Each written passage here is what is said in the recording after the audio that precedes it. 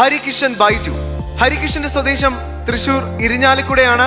Project എഞ്ചിനീയറായ Baiju P രാജന്റെയും ഡെന്റിസ്റ്റായി സേവനമനുഷ്ഠിക്കുന്ന ജീന കെ പിയുടെ മകനാണ് ഹരികിഷൻ.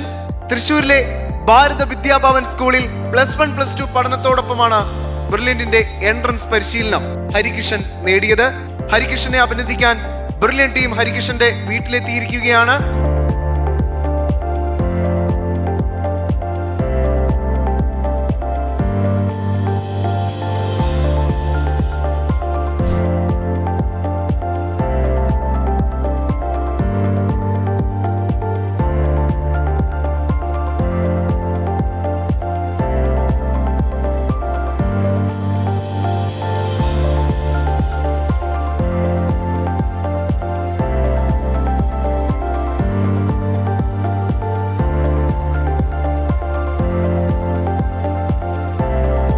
ഹരികിഷന്റെ അഭിമുഖത്തിലേക്ക്.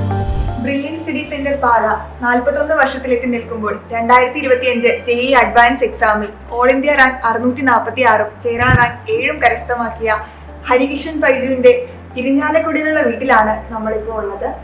ഹരികിഷന്റെ ഫാമിലി നമ്മളോടൊപ്പം ഉണ്ട്. അപ്പോൾ ഹരി ഫാമിലിനെ ഒന്ന് ഇൻട്രൊഡ്യൂസ് ചെയ്യാമോ, ഒന്ന് പരിചയപ്പെടുത്താമോ?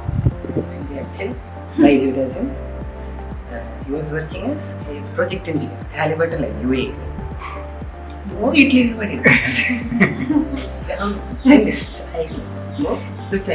റിട്ടയർഡ് എന്ന് പറയാൻ പറ്റില്ല. നിനക്ക് വേണ്ടി 2 വർഷം ബ്രേക്ക് എടുത്തു. ആക്ച്വലി വി റീലൊക്കേറ്റ് ചെയ്ത് ഇങ്ങോട്ട് ഇവന്റെ ഈ entrance dream IIT dream pursue ചെയ്യാൻ വേണ്ടിയിട്ടാണ് ഇങ്ങോട്ട് വന്നത് actually. So we did not have that intention to relocate at this time, but അവനപ്പോൾ IIT എന്നുള്ള ഒരു ഡ്രീം എങ്ങനെയോ somehow it was implanted. Then we thought I think remaining in UAE we never thought that it will materialize. അവിടുത്തെ level of കോമ്പറ്റീഷനും ഇവിടുത്തെ level of competition is entirely different, right? So here you need to be really smart, tough to break that barrier, right? So then Brilliant was a choice by default. പിന്നെ 9th class plus അല്ലേ, school plus അതിലുണ്ടായിരുന്നു. Then 10th ഫൗണ്ടേഷനിലുണ്ടായിരുന്നു. So we really like that the way the courses are conducted and how he was managing it.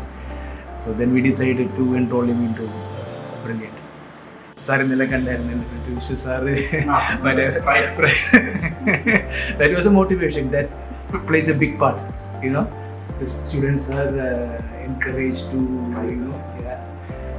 maintain that level competition. So that's how it happened. It's like a game. ഗെയിമിൽ participate ചെയ്യണം. ഈ exam കഴിയുമ്പോൾ ആരായിരിക്കോ just ഒരു interest. Maybe we are following everybody, right? Actually കണ്ടത് നമ്മൾ ഒളിമ്പ്യാഡിന് പോയപ്പോൾ കൊച്ചിയിലെ നമ്മുടെ ജോഷുവിനെ കണ്ടിരുന്നു, മഹാദേവൻ, then ആദിൽ സയാൻ. അപ്പോൾ അവർ അങ്ങനെയാണ്. that's all. But we knew everybody. അറിയാം. ആക്ച്വലി കോണ്ടാക്ട് ഉണ്ടായിരുന്നത് ഗൗതമിന്റെ പാരൻസ് ആയിട്ടായിരുന്നു. പിന്നെ എനിക്ക് ആക്ച്വലി ബ്രില്യന്റിന്റെ ഒരു അട്രാക്ഷനായി തോന്നിയത് once you finish this the syllabus, the exams you keep on doing that, continuous, and that you put you against all the top brains in Kerala, right? Then you really know where you stand. That plays a big part actually. We were following everybody's mark. How can I reach there? ഞാൻ actually വിശ്വസിച്ചു കഴിഞ്ഞുകൊണ്ട് പോയി കണ്ടായിരുന്നു. ഞാൻ I was always talking about Akshay Biju. He's stagnant, he was there one place and he's going through all the places, and then I was thinking like how can he break that barrier and get to the next level. And main where he did well, but I think then thereafter there was a bit slowdown not from his part, but I think it was advance was a different ball game, right?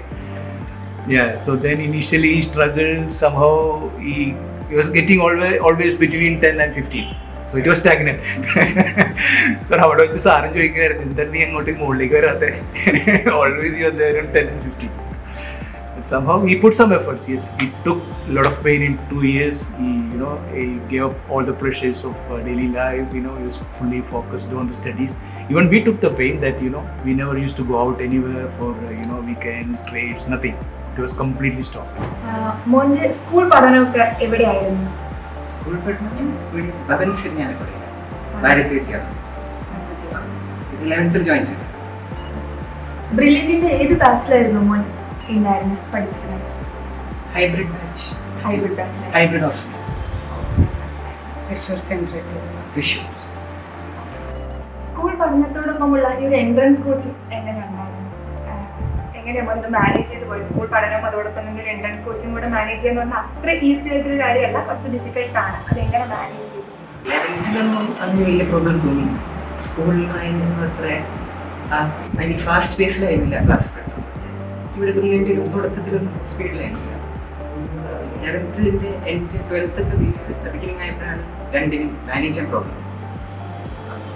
ഞാനാണെങ്കിൽ സ്കൂളിലുള്ള extra class, special class ഒക്കെ ചിലതൊക്കെ skip ചെയ്യേണ്ടി വന്നു. പക്ഷെ എന്നാലും just manage ചെയ്യാൻ പറ്റി. കുറേയൊക്കെ സയൻസ്, ഫിസിക്സ്, കെമിസ്ട്രി, മാത്സ് രണ്ടിനും മാച്ച് ആവും. സെയിം വേറെ പഠിക്കേണ്ടി വന്നു. ആദ്യം ഇംഗ്ലീഷ് എക്സ്ട്രാ പഠിക്കേണ്ടി സ്കൂളിൽ. എങ്ങനെയായിരുന്നു മോന്റെ ഒരു സ്റ്റഡി പ്ലാൻ? എങ്ങനെയായിരുന്നു സ്റ്റഡി പ്ലാൻ? ഞാൻ ഒരു സ്കെഡ്യൂൾ വെച്ചൊന്നും ആയിരുന്നില്ല പഠിച്ചത്. എൻ്റെ ഒരു സ്ട്രാറ്റജി എന്ന് പറഞ്ഞാൽ ഒരു ചാപ്റ്റർ തുടങ്ങി അത് തീർത്തിട്ട് അടുത്ത് കൊടുക്കണം. അല്ലാതെ എല്ലാം സബ്ജക്റ്റ് ഒരു ദിവസം പഠിക്കാറില്ല. ഒരു സബ്ജക്റ്റ് മാത്രം 2-3 ദിവസത്തിന് ആ ഒരു ചാപ്റ്റർ തീർത്ത് അടുത്ത ചാപ്റ്റർ തുടങ്ങി ബിഗിനിങ് പോയിന്റ് വരുന്ന മാത്രം കണ്ടിന്യൂ ചെയ്യും. സ്കെഡ്യൂളും വെച്ചിട്ടായിരുന്നു.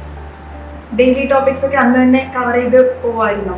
ടെക്സ്റ്റ് വായിക്കും, പക്ഷേ സ്റ്റഡി എന്ന് പറയുന്നത് അപ്പോഴാണ്. അത് കഴിഞ്ഞിട്ടേ എല്ലാം കഴിഞ്ഞ് ടെക്സ്റ്റ് വായിച്ച് ഓർഗനൈസ് ചെയ്തിട്ട് തന്നെ ഇരുന്ന് പഠിക്കും. ബ്രില്യന്റിൽ ഒത്തിരി നിങ്ങൾക്ക് മോഡൽ എക്സാംസ് തന്നിട്ടുണ്ടായിരുന്നു അല്ലേ? നിങ്ങൾക്ക് യഥാർത്ഥ എക്സാം അറ്റൻഡ് ചെയ്യാൻ വേണ്ടി ഒത്തിരി മോഡൽ എക്സാംസ് പ്രിപ്പയർ ചെയ്യാൻ വേണ്ടി തന്നിട്ടുണ്ടായിരുന്നു.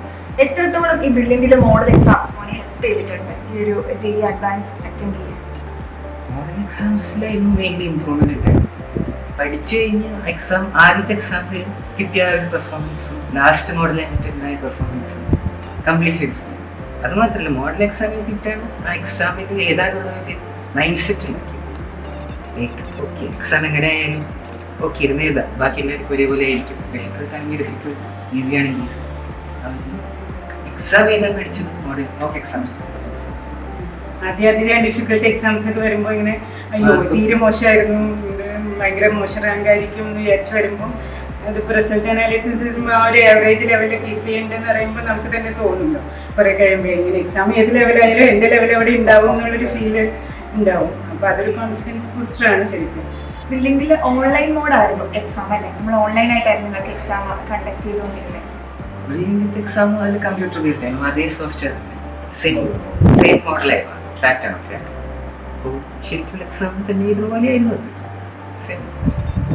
നമ്മളൊരു എൻട്രൻസ് കോച്ചിങ്ങിൽ മെന്ററുടെ അല്ലെങ്കിൽ ക്ലാസ് ടീച്ചറുടെ സപ്പോർട്ട് വളരെ വലുതാണ്. അപ്പം എത്രത്തോളം മോന് ആ ഒരു സപ്പോർട്ട് കിട്ടിയിരുന്നു ഈ ഒരു എൻട്രൻസ് പഠനകാലത്ത്? ബ്രില്യന്റിലെ എൻട്രൻസ് പഠനകാലത്ത് എത്രത്തോളം ക്ലാസ് ടീച്ചറുടെ സപ്പോർട്ട് മോനുണ്ടായിരുന്നു? ക്ലാസ് ടീച്ചേഴ്സ് എല്ലാവരും അമ്മനൊക്കെ വിളിക്കാറുണ്ട്. നമ്മളെ വിളിക്കാറുണ്ട്, എപ്പോഴും ഫോളോ അപ്പ് ചെയ്യാറുണ്ട്, പഠിക്കുന്നുണ്ട്. പിന്നെ ഇങ്ങനെ ഒത്തിരി ഹരിനെ ശല്യപ്പെടുത്തുന്നുണ്ടെന്നുള്ളൊരു ഇതാണ് എപ്പോഴും. അവൻ്റെ രീതിക്ക് പഠിക്കുകയാണ് മിക്കവാറും. അപ്പം എന്നാലും ഫോളോ അപ്പ് ചെയ്യാറുണ്ട്. സഞ്ജന മിസ് ഇടയ്ക്ക് പറയും. നമുക്ക് ഓരോ എക്സാം കഴിയുമ്പോഴും ബ്രില്യന്റ് ഒരു റിസൾട്ട് അനാലിസിസ് മീറ്റിംഗ് കണ്ടക്ട് ചെയ്യാറുണ്ട്. ആ മീറ്റിംഗ്സ് ഒക്കെ എത്രത്തോളം ഉപകാരപ്രദമായിരുന്നു മോന് ആ ഒരു മോട്ടിവേഷൻ കിട്ടാനായിട്ട്? എക്സാം കഴിഞ്ഞിട്ട് വൈകുന്നേരം മീറ്റിംഗ് വെക്കാറുണ്ട് ഓൺലൈൻ വെബ്എക്സിലൂടെ. അതിനാണെങ്കിൽ ഡയറക്ടർ വരാനുണ്ടായിരുന്നു. സാധാരണ ജോർജ് സർ അല്ലെങ്കിൽ സ്റ്റീഫൻ സാറായിരുന്നു വരാറ് റിസൾട്ട് അനാലിസിസ് മീറ്റിംഗ്. പിന്നെ അത് കഴിഞ്ഞിട്ട് എക്സാം കഴിഞ്ഞിട്ട് ഇടയ്ക്കൊക്കെ പറയാൻ മോട്ടിവേറ്റ് ഒക്കെ ചെയ്യാറുണ്ട്, മോട്ടിവേഷൻ ക്ലാസ് ആയിട്ട്. പിന്നെ ഇങ്ങനെയാണ് പഠിക്കേണ്ടത്, ആ ഒരു സ്ട്രാറ്റജി ഒക്കെ പറയാറുണ്ട്. ബ്രില്യന്റിലെ പ്രൊഫസേഴ്സ് മോൻ എത്രത്തോളം ഹെൽപ്പ് ചെയ്തിട്ടുണ്ട്? ഭയങ്കര ഹെൽപ്ഫുൾ തന്നെയായിരുന്നു. അവിടെ പോയി ക്ലാസ് അറ്റൻഡ് ചെയ്യുന്ന സമയത്ത് ഡൗട്ട് ഉണ്ടെങ്കിൽ ക്ലാസ്സിൽ തന്നെ കുറേ ഡൗട്ട്സ് ക്ലിയർ ചെയ്ത് പോകാറുണ്ട്. അല്ലാതെ ചില പ്രൊഫസർമാരൊക്കെ നമ്പർ വരാറുണ്ട്, അവിടെ വാട്സപ്പിലൊക്കെ കോൺടാക്ട് ചെയ്യാൻ പറഞ്ഞിട്ട്. കെമിസ്ട്രിയിലൊക്കെ എസ്പെഷ്യലി എനിക്ക് ഡൗട്ട് ഇവിടെ ഓൺലൈൻ എന്താണ് വാട്സപ്പ് കൂടെ ക്ലിയർ ചെയ്യാൻ പറ്റുന്നുണ്ടായിരുന്നു. ബാക്കി മാത്സും ഫിസിക്സ് ആണെങ്കിൽ അങ്ങനെ ഡൗട്ട് വരുന്നൊരു സബ്ജക്റ്റ് ഇല്ല. അത് കിട്ടാത്തതാണെങ്കിൽ സൊല്യൂഷൻ കണ്ടാൽ മനസ്സിലാവും. ഡൗട്ട് ഉണ്ടാവുന്ന subject. Brilliant Study Center, India's #1 coaching center for NEET and JEE.